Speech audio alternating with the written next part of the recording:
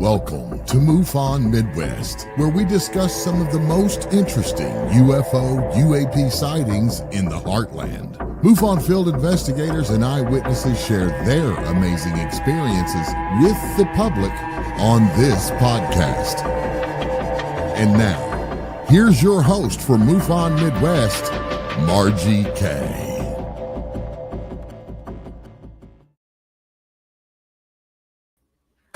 Good evening, everyone. Welcome to MUFON Midwest. I'm your host, Margie K. And this evening we have a really good show for you. If you have any comments or questions, just put them in the chat and we will pop them up here. My guest tonight is Sam Maranto. He's an investigative researcher and ufologist, most known for his work in the Tinley Park Mass Sightings of 2004, also the Chicago O'Hare Gate incident of 2006, plus the Chicago Mothman sightings in recent years. These cases have been featured in several television programs such as the History Channel's UFO Hunters episodes, Invasion Illinois and Aliens at the Airport, and Dateline NBC's 10 Best UFO Encounters, which was a major television network special that featured the UFO footage from the Tinley Park Mass Sightings, along with other well-noted documented accounts. Sam is a MUFON certified field investigator. He's the Illinois State Director. He's on the MUFON photo analysis team and the Great Lakes Regional Director. He had his first encounter in 1959 and gave his first presentation on the subject in 1967. Welcome to the program, Sam. Well, it's an absolute pleasure to be there and get a chance to talk to a friend that I haven't been able to chat with in quite some time. And no better a place than being on this fantastic show of yours. Well, thank you so much for taking the time. I know you're a busy guy. Illinois seems to be a UFO hotspot. Do you have any idea why? You know, it is funny because we've had so many great cases, especially mass sighting cases, which you are aware of. One mass sighting case that most people don't know about is the Rockford case that took place actually on New Year's Eve, 1999, going into 2000. And that case in Rockford wasn't just isolated in Rockford. It was also seen in the border area of Wisconsin, all the way into the Quad Cities. If I am not mistaken, there were also sightings in the area of the Island of Man. So there were many sightings, and we're talking not just a few people, we're talking hundreds, if not thousands of people during this period of time. And of course, this came right before the mass sighting, and I think it was a mass sighting by the number of people that we have so far that we can tell have seen it. The sightings of the police officers down in Millstadt, Dupo, by Scotts Air Force Base, and you know intimately going into Missouri, and spoke to one of the witnesses, very interesting gentleman, and we both had a chance to talk to him. And I think that was one great case. And it is multiple objects, not just one object. And that seems to be the same case in point that took place in Rockford. What we did discover with the Southern Illinois case was on the evening prior to that, at around 8 o'clock that evening, there was footage taken by one Nancy Carpenter, along with her family, of the what appears to be a triangular or a pyramidal shape cluster of illuminations.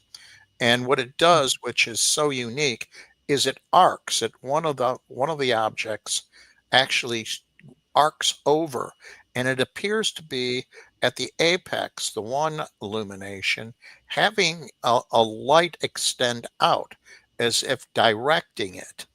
The very same phenomena was recorded in the Tinley Park sightings. Multiple witnesses seen it. We did have it recorded. One gentleman who was he's a defense attorney and a very good amateur astronomer. He noticed it and he was so taken aback when he was explaining it to me, he was very energetic in explaining that he has never seen anything like that. It was breathtaking. Wow. You know, when you see something like that, you never forget it. It's like it's just imprinted in your mind, and doesn't matter how many years later, you never forget it. And when you're talking to witnesses, if they seem like a credible witness, and they, you know, and if they are, their story never changes, right? True. And here we have the video to support it. So we have evidentiary Mm. um, validation. And again, with mass sightings, you have the benefit, and this is why I like it so much, is you have a cross section of the demographic of the community. You have various vantage points. And luckily that these were taking place, the first being 1999, as I had mentioned, in Rockford, videos were taken.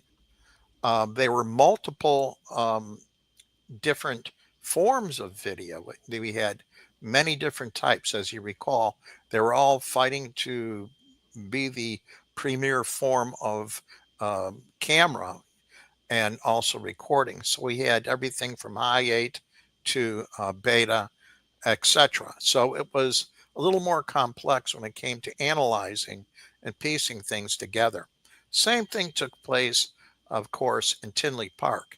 Yet when it came to Southern Illinois, we only had one photograph and one video. We had that police officer's photograph and then this video from Nancy Carpenter. So unfortunately, that was all we did get. The gentleman we both spoke to that one gentleman. Um, was there was we have Hmm. something here. Went hunting last weekend with a police officer from Tinley Park who saw the UFO. Well, Will, make sure that guy gets in contact with me. Right. Yeah, I think I may know who it is, but Yeah. they could always email me at mufonsam1@gmail.com, by the way, and I would love to talk to him. I had a police officer come over from Tinley Park, and his sergeant said while he was directly underneath the object, other small objects were coming in and out of it. We knew this was one massive object by just running it back and forth, witness accounts, other video, Mhm. enhancements, etc. This was most peculiar. It was a massive isosceles object.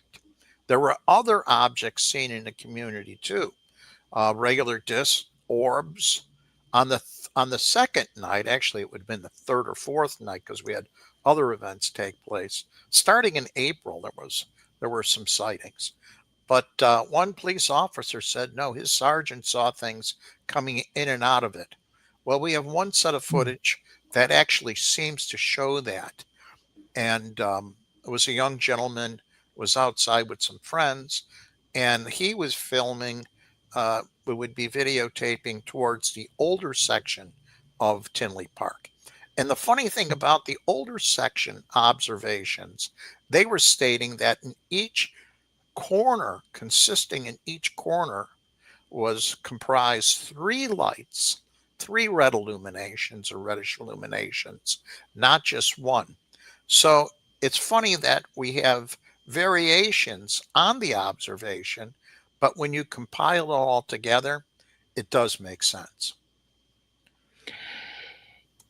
It's interesting how, with these investigations that we do, all of the information doesn't come together at once. And it's never, you know, hardly ever from just one witness. It's so much better if there are multiple witnesses. That's why I wish more people would report. Why do you think? Well, it seems like maybe a little more are reporting now since it's not such a taboo subject. But when you know, for instance, a person is looking at a UFO and there's 10 other people there, why don't those other 10 people report as well? I think ridicule and sarcasm is still persistent. This is one other benefit when it comes to mass sightings. The stigma is gone when you say, well, my neighbor's seen it across the street. And even though you're a doctor or whatever, and we had doctors, actually quite a few lawyers, strangely enough, military personnel.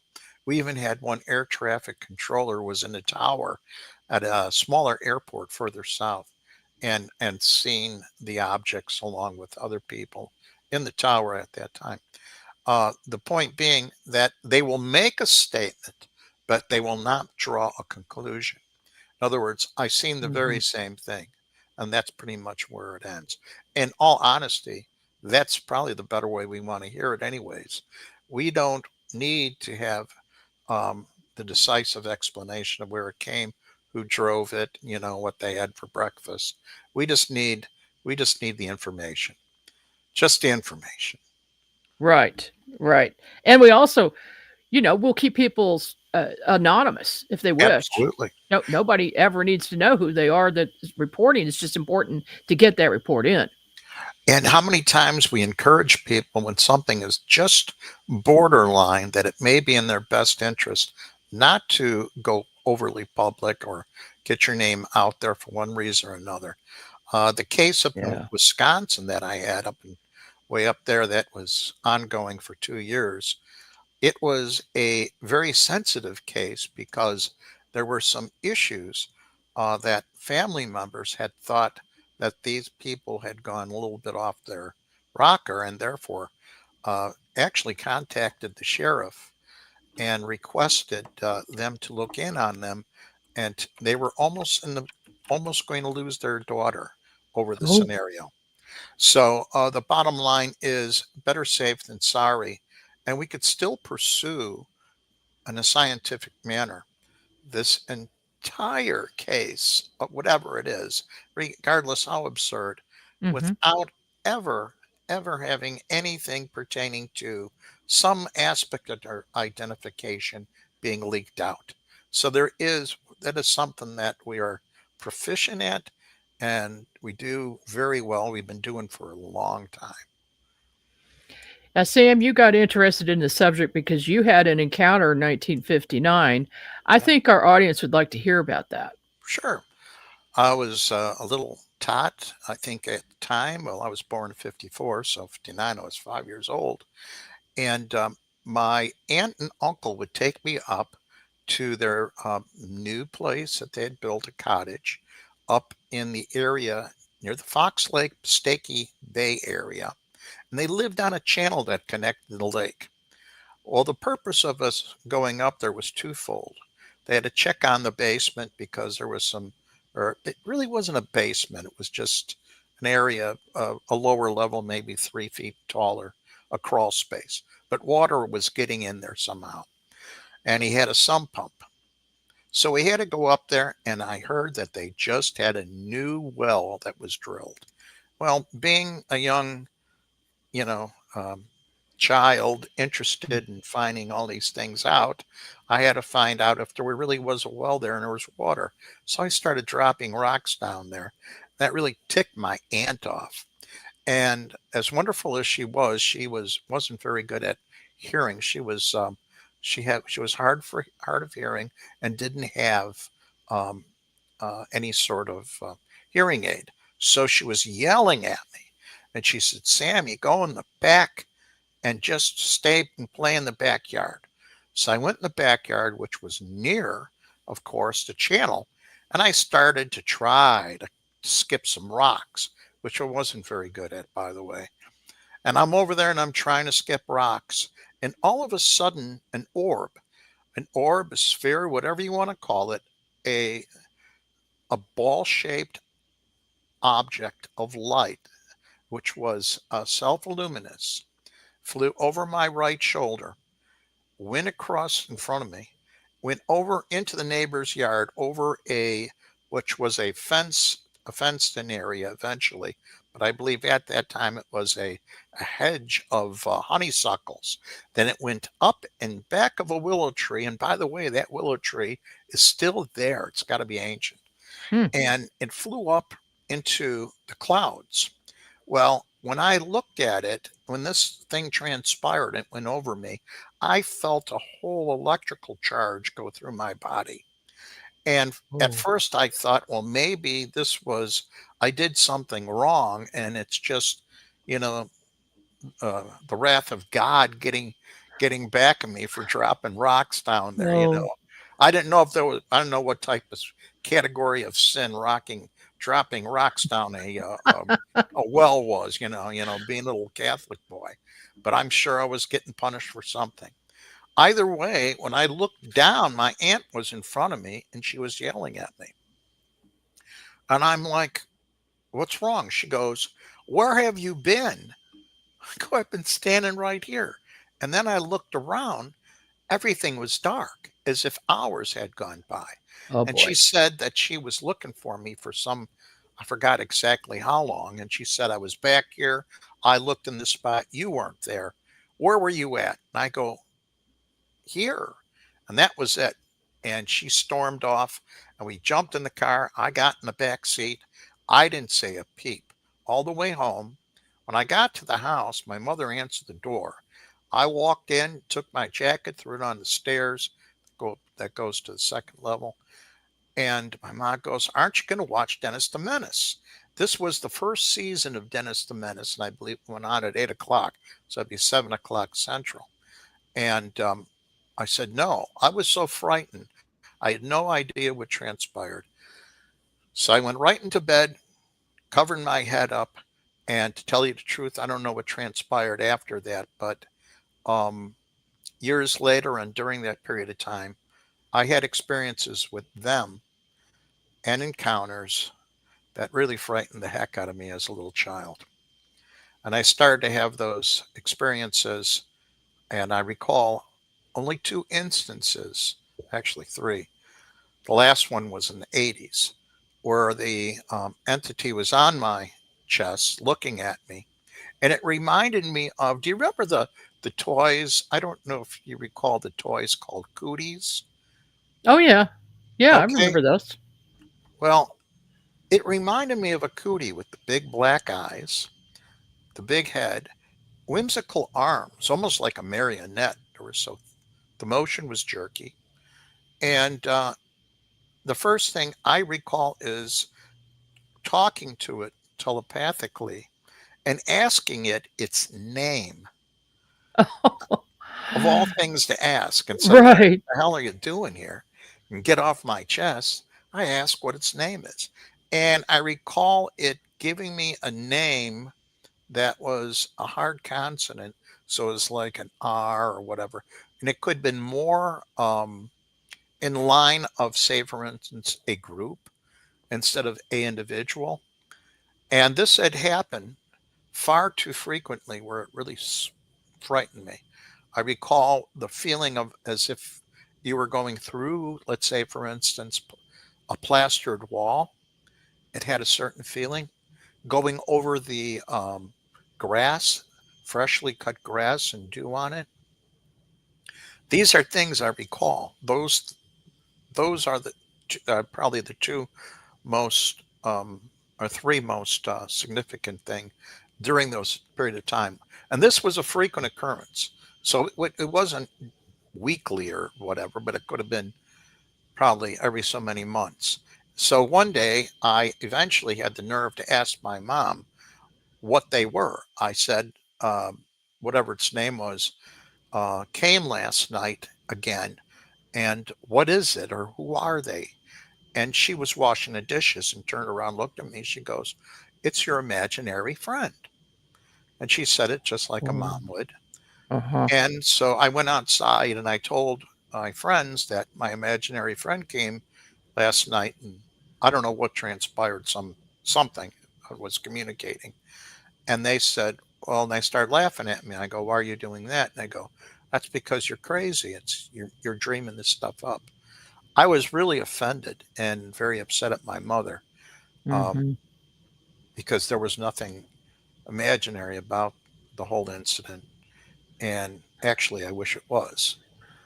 But the Yeah. last experience I had was in 1980 and very peculiar. We were married, Julie and I, at that point, and we had a house, and the room became self illuminated. And I don't know why. I was experiencing a lot of pain in places you don't want to experience a lot of pain. And I had to go to the bathroom. I got up and I opened my eyes, and the entire room was self illuminated. There wasn't one light on, nothing, no lights coming in from any source, but the whole room was lit up. I went into the bathroom and my pupils were dilated so big. It was like it was very peculiar. I got back out and I was so tired, and I said, "This is the honest to God truth." I says, "I don't care what you do to me. You could even cut my head off. Just let me go to sleep and leave me alone." Next morning, we wake up. Every battery in the house was dead, including the two batteries in the car.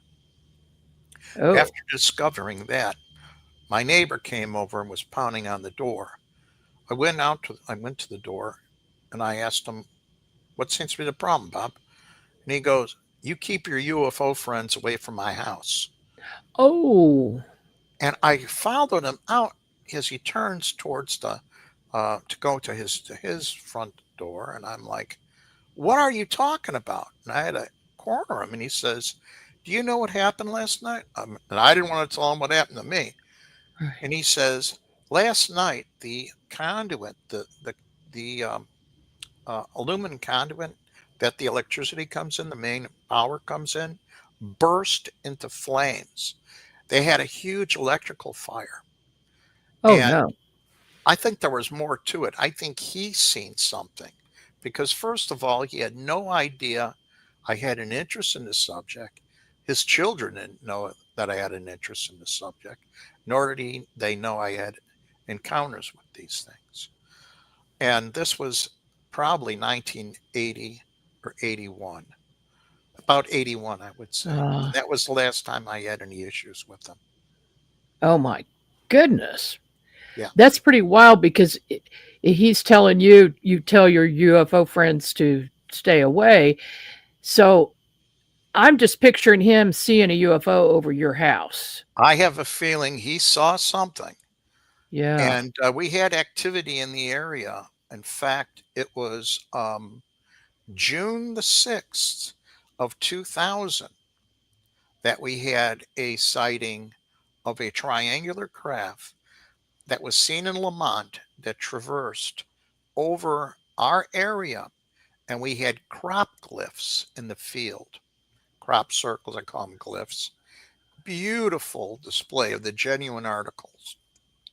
And it just so happened it proceeded to Frankfurt, which would have been southwest of me. And some kids in the area, or gentlemen in the area, were out drinking that night. And the one that was more sober and driving, he says, "Look at the size of that spaceship." And then they start making fun of him, thinking that he said that it was just a ship. He saw it. The next morning, Julie went to the grocery store. There was only one little store in the area. It was more rural at that time. And she said, "You better get up. We have crop circles out there in the field." Well, I was exhausted because the night before, my cat must have seen all this insanity and was jumping up on uh, the bed trying to get my attention to go and look outside. He was Mm. scaring the heck out of me. And he knew something was going on. And here I get a phone call. I reach over, grab the phone. It's a friend of mine. He says, "Get your butt out of bed. We got crop circles down the street." So he comes over. We drive off. We go down there. And oh, it was absolutely gorgeous. Inner lane, woven together underneath each other, interlocking, bent nodes. No, nothing broke. And in the Uh-huh. middle of one, actually about three of them, there was this tuft of wheat. And right in the center of each one, there was one little stem, and it was just bent. Such beautiful, it was beautiful. And he noticed that there were two trucks out there, two large vans that had the name of, he said it was a pizza company. And then he wrote down the phone number and checked it, and there wasn't such a company. No. So, yeah, it was very peculiar. And that property, um, those areas where the glyphs were actually at, it was hard panned. Now, hard pan, for those people that don't know the term, that's where you have it's so dehydrated that the clay in that area is like pottery. Nothing Mhm. grows. The water just runs right off. Mm. I took some samples. This was before I joined, or actually, I had just joined MUFON, and I wanted to get some aerial views, but we never had anybody get back to us. The gentleman who had gotten me on board wasn't available, and we were just collecting samples. And my cat ate the dang samples. What?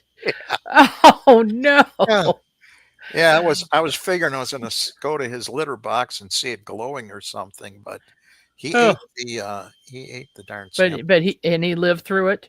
He lived through it. He He lived. died of Okay. cancer, strangely enough. Oh. So I don't know, but we do have photos somewhere. It was an excellent case, and out here, well, in Illinois, it seems like within the first 2 weeks of June, when the water table's just about right, that's just about when you're going to get anything resembling crop glyphs, and Hmm. it's been that way. We've had a few more, but not that many. Okay. Well, on that note, we're going to take a short break, and we'll be back in just a couple of minutes.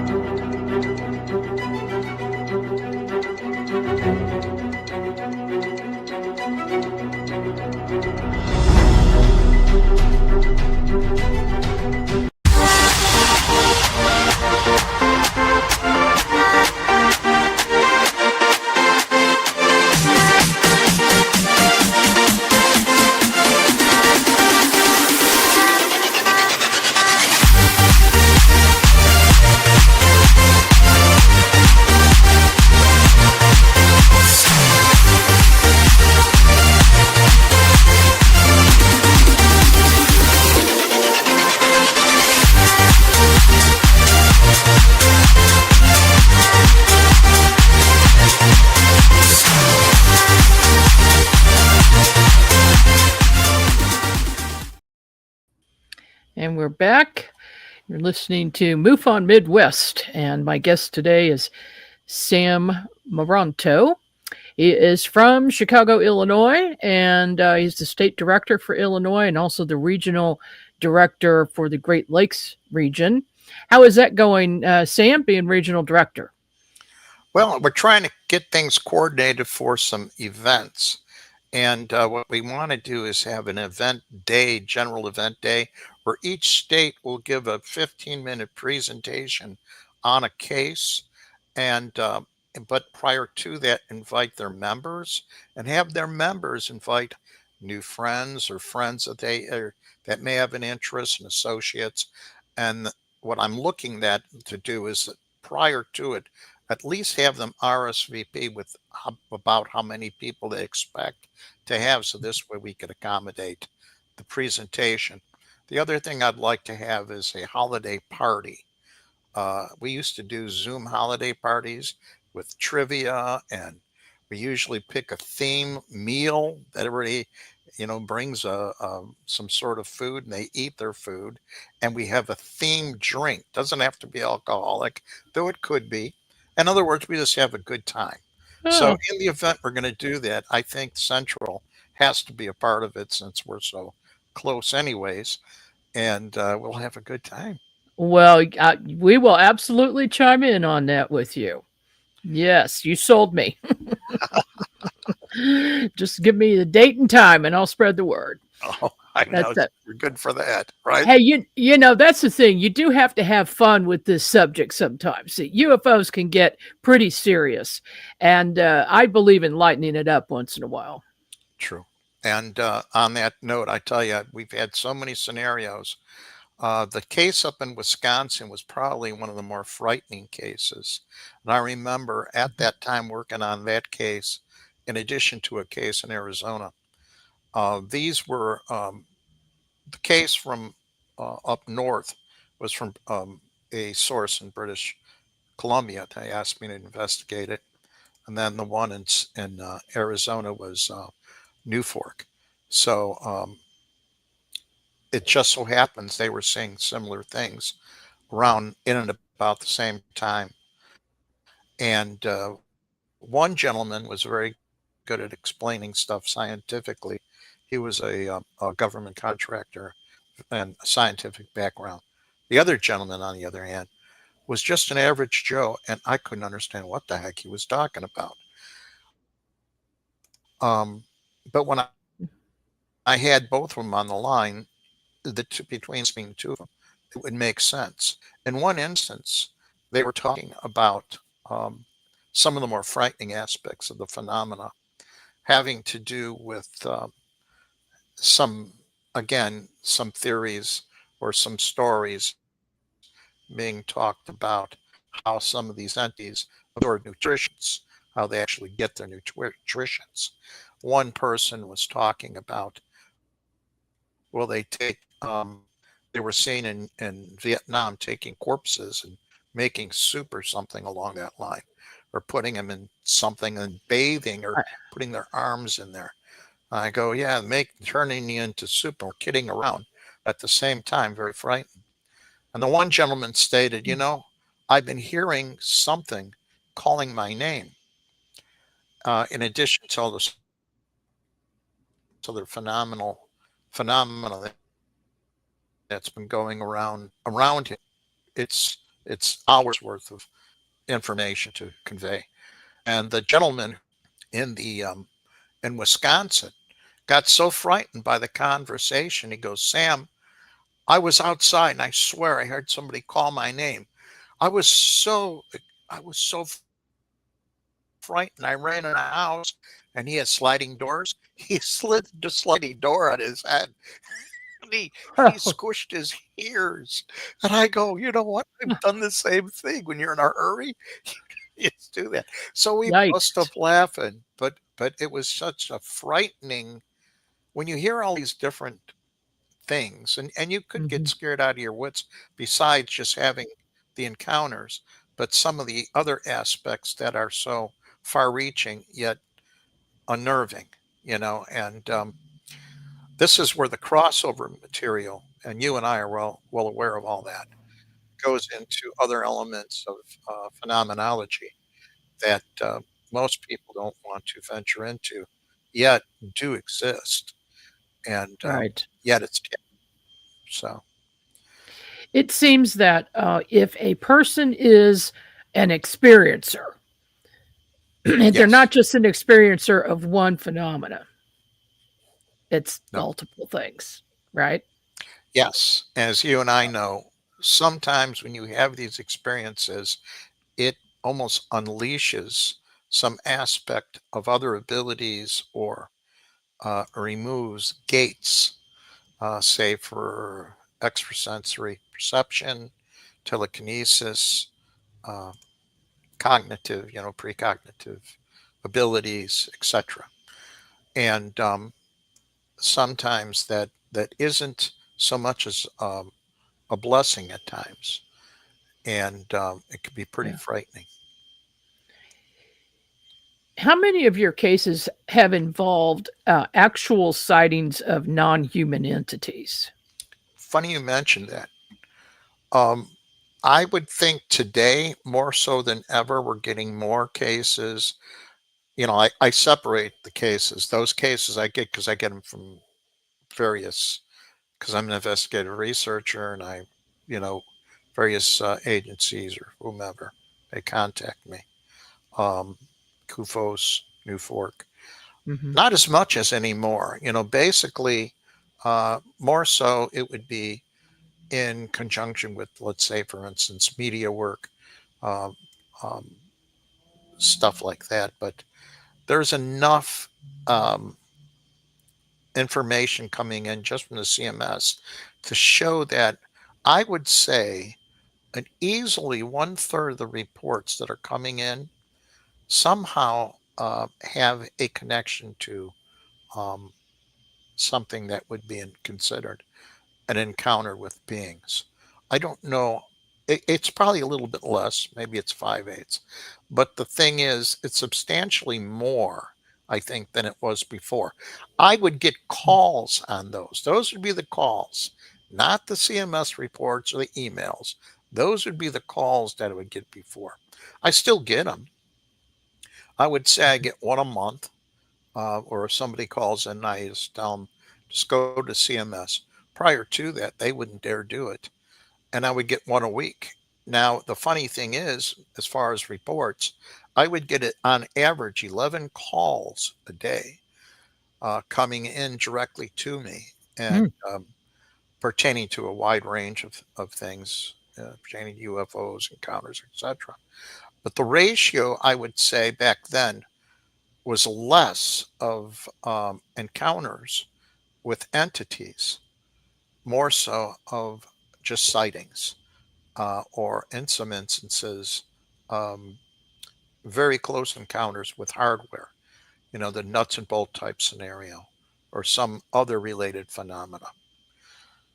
But I'm curious, how is it in Missouri, would you say? I'd say we're getting more sightings of entities in the past few years Yes. compared to prior. So Yes. I think we're experiencing the same thing you are. Uh, and I'm not sure what I'm not sure what the reason would be other than I do have a theory about that. Uh, it seems that people are becoming more aware and using their sixth sense more than they used to. A higher vibration, higher vibratory rate. And so maybe that is one of the explanations why they can see these entities, which, my idea is that they are interdimensional. What do you think about that? The interdimensionality is something I came into accepting as a much stronger than a possibility, but, another one of the likely scenarios of what we're dealing with. The other thing is something that can manipulate the um, the appearance, almost like creating a hologram, but Mm, more convincing or able to actually manifest some other aspect to it that would be, say, quasi materialistic, where you could see it and you could almost sensorily experience certain things like taste, touch, or whatever with the phenomena, though it may not be totally manifest as a as something material. It's quasi, like something an in between. Now, how mhm, much of that is actual, genuine, or how much of that is just a matter of tapping into your brain at the same time and mhm, controlling it? And you know darn well they're capable, or at least some of these entities are capable of doing that. But when it comes down to, like, it has always been, it's for me, the explanation is quite simple. We're dealing with a multiplicity of phenomena, not a thing, but many different things. And there are things that are so far reaching that we can't even contemplate what it is, because more so, we first have to come to a better grips or better understanding, I should say, as to what we are, who we are, and why we are. And that's what I think the phenomena centers. When it all boils down to it, it centers around that. Yeah, I agree with you on that. We do have a question. Did you ever come to a conclusion on the St. Clair 2000 mass sighting? Oh, yes, it's not a blimp or a B-2.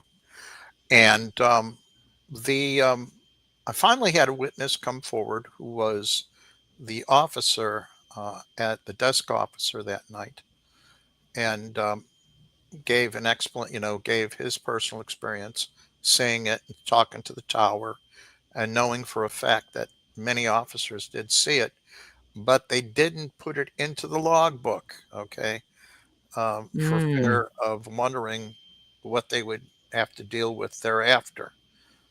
But I did get that. And the other thing is, there are so many witnesses on that case. The blimp idea, which I heard, doggone it, I forget the gentleman who said that. It was really too far out there to even take into consideration. mm, And the other thing is, now that we knew that we had a chance to examine the Nancy Carpenter uh, footage. I was supposed to actually receive a copy of it, never did.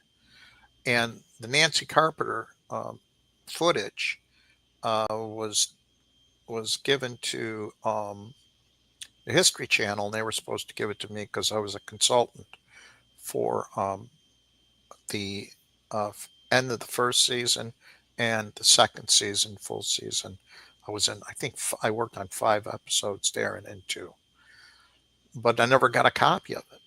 So, no, it wasn't a blimp. We know that definitively. And there were multiple objects, one being a rectangular object looking like a house. And that's what Noel saw um, at his putt putt golf course mhm, and reported in Highland. And then we had 2 cases up here right before that in Plainfield, Illinois. And the gentleman described exactly what was seen by another witness that I had, who had seen the object earlier in the vicinity. Um, and that was on the 2nd of January. And he was with his stepfather, who was retired Air Force intelligence and had just been at Scotts Air Force Base at a commissary. And they were driving home late at night, going back to Missouri. Very good drawing, and that is a MUFON case. So one of these days I'll have to have that on and show some of the images from that and Tinley yeah. Park. I was reluctant to show Tinley Park um, information because that currently is being used for a broadcast, a show in that's going to be seen. It's called what is it? UFO. I forget the name of it. It's British. It's a Canadian company, and I was in the. They goofed up. I was supposed to be in 2 episodes, but I was in the O'Hare one. So, but it's a Canadian show. Something Okay. I don't I know. do have some photos that you sent me that we Yeah. So probably ought to pull it get up up. here and so you can explain what they are. Okay, this was Um, the sketch that was made, and this is by Carol uh, Winald, and this was what you would have seen in the Tribune, and it was also shown on television on a few shows prior to the big announcement in the newspaper, actually.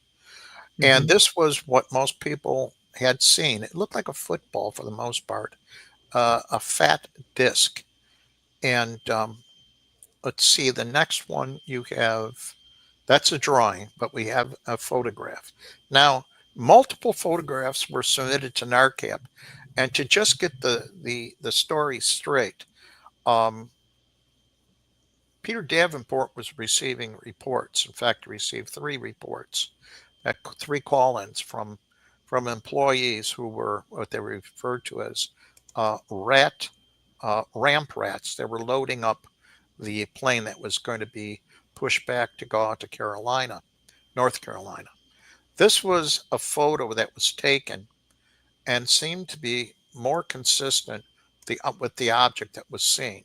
You see a lot of haze there because there was overcast, and the overcast was at about a good 1,900 feet, as you can see here on the right. The object was about say 400 feet below that. And they were saying, the explanation was it was a lenticular cloud. A lenticular cloud forms on the leeward side of, say, for instance, mountains or whatever, Mm-hmm. and you have to have a strong wind. Now, rarely, but there are those instances where we do get one, where you get a crosswind, and at various altitudes, and you have it. You can make one out here, but they're rare. And this was below it, clearly below it. My first witness who seen the object with her friend, who was a doctor from Bulgaria, was driving down Mannheim Road, going to the international concourse to pick up their friend, who was an American Airlines pilot. He was an international pilot. And she said, this is the picture that depicts closest to anything what they saw. Now, unfortunately, we can't take it for anything more than a illustration, because we didn't have a chain of custody when it came to the photograph, and you know how that goes.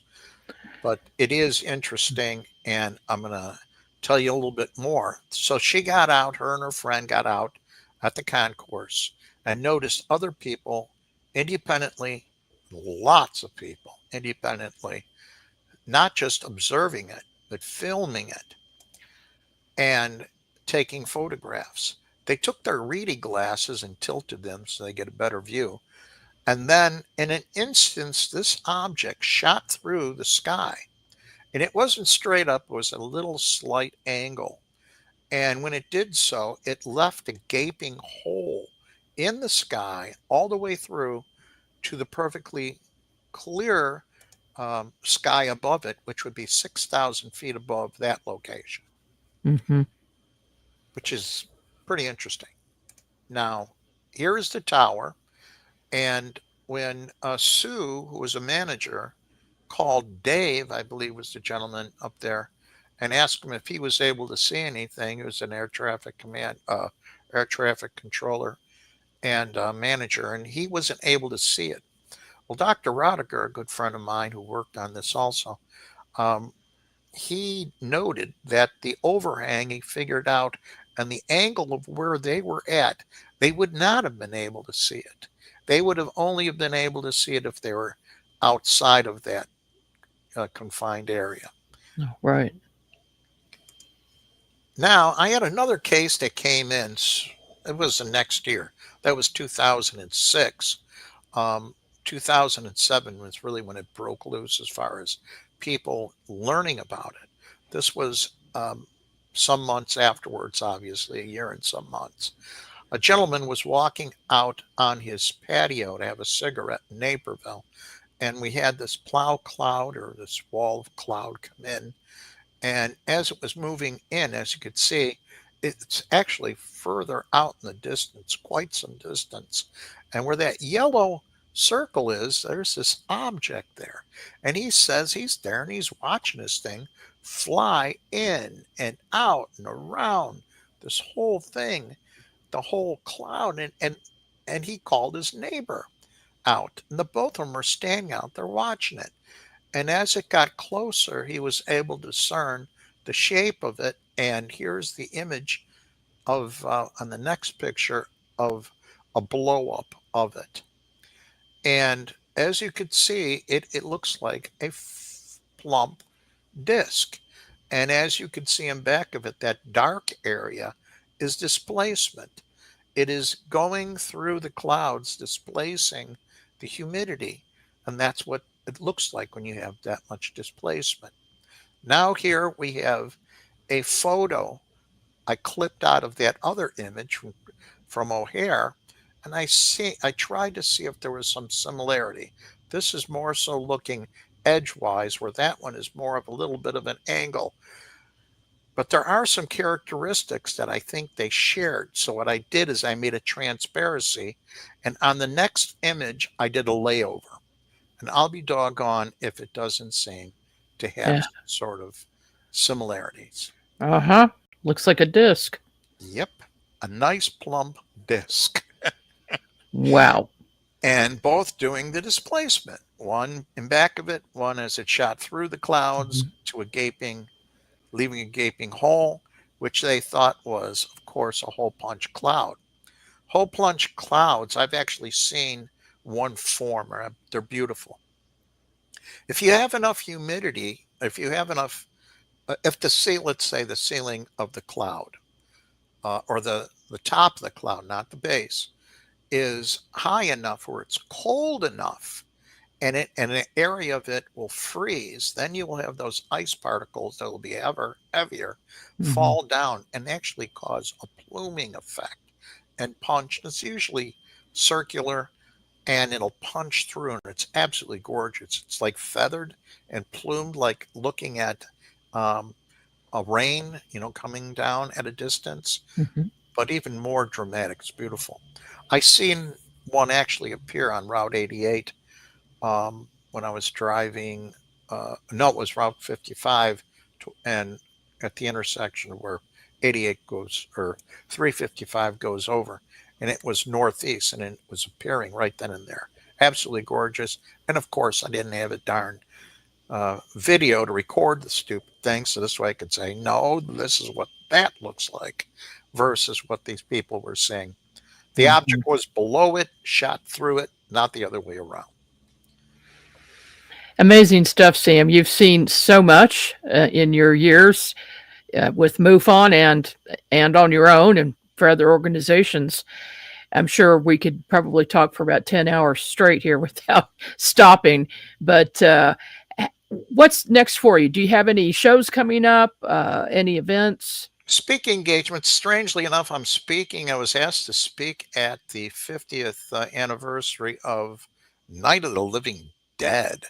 It's like some horror event of all absurd things, right? Whoa.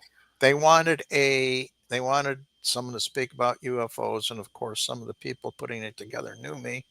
One gentleman's a friend, so I'll be there. And then, of course, Bill and Jackie are going to be there. Dr. Bill. Oh yes, He'll be the there. Mothman. Yep. Yeah. And so we haven't seen each other since April, and we have another event up in Wisconsin. That's going to be in May. I have some other local speaking events. As far as anything media-wise, that one thing I did for a Canadian broadcast company. Doggone, I forget the name of it. Fairpoint Film was the name of the producers. But I'm working on a few other things. Hopefully, I have 4 books in the work, and sure need to finish one of them. But a lot of what I'm trying to do right now has to do with trying to cross the borders and trying to build bridges with people who have such deep beliefs that they won't accept the possibility that we are not alone. Well, we're making a little bit of progress with that. So good luck. Good luck with that. Well, thank you. And thank you so much for being on the program with me tonight. I really appreciate it. I know we're going to be reaching more people because this will be available, of course, to watch anytime. And just check out the Central Region MUFON channel on YouTube.